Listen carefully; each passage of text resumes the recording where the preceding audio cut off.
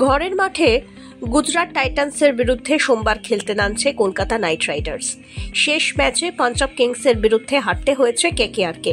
এই পরিস্থিতিতে সোমবার ইডেনে কেকেআর এর কাছে এই ম্যাচ অত্যন্ত গুরুত্বপূর্ণ। প্লে অফের সমীকরণে টিকে থাকতে গেলে এই ম্যাচে জয় পেতেই হবে নাইট ব্রিগেডকে। তবে বৈশাখ মাসের সন্ধ্যাবেলায় খেলা, ফলে বৃষ্টিপাতের আশঙ্কা কোথাও না কোথাও থেকেই যায়।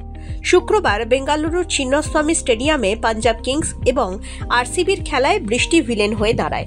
ম্যাচের ওভার সংখ্যাও কমে 14 ওভারের ম্যাচে খেলা হয়েছিল।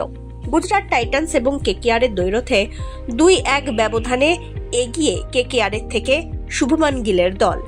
ইডেনে অপরাজেয় তকমাও ধরে রাখতে চাইবে গুজরাট, কারণ ইডেনে শুভমান প্রাক্তন দলের বিরুদ্ধে হারেনি। সোমবারই শুভমান গিলের নেতৃত্বে প্রথমবার ক্রিকেটের নন্দনকাননে খেলতে চলেছে গুজরাট। তবে সবার নজর রয়েছে গিলের দিকে। প্রথমত, তিনি কেকেআর এর প্রাক্তন খেলোয়াড়, তার ওপর ভারতীয় ক্রিকেটের প্রিন্স হিসাবে এখন শুভমানই সেরা। কলকাতা সমর্থকরাও আশাবাদী দল আবার জয় সরণিতে ফিরে আসবে। শেষ ম্যাচে ভালো না খেললেও দল ঘরের মাঠে জয় ফিরবে বলে আশাবাদী নাইট সমর্থকরা। কেকেআর এর বিরুদ্ধে গুজরাট পাবে না তাদের তারকা বিদেশি পেসার কাসিগো রাবাদাকে। কলকাতা নাইট রাইডার্স পাঞ্জাব কিংসের বিরুদ্ধে অ্যাওয়ে ম্যাচে 112 রানের টার্গেট তারা করতে নেমেও জিততে পারেনি। ফলে নাইটদের একাদশে রদবদলের সম্ভাবনা কিছুটা থাকছে।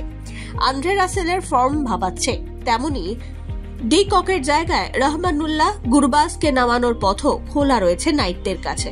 চলতি আইপিএলে খুব একটা ভালো ছন্দে নেই শুভমান গিল, তবে পুরনো দলের বিরুদ্ধে জ্বলে উঠতে চাইবেন তিনি। বর্তমানে গুজরাটের পয়েন্টস 7 ম্যাচে 10। কলকাতা নাইট রাইডার্স রয়েছে 6 নম্বরে। অজিঙ্ক রাহানের দল 7 ম্যাচে 6 পয়েন্ট নিয়ে রয়েছে। Bureau report, one India Bangla.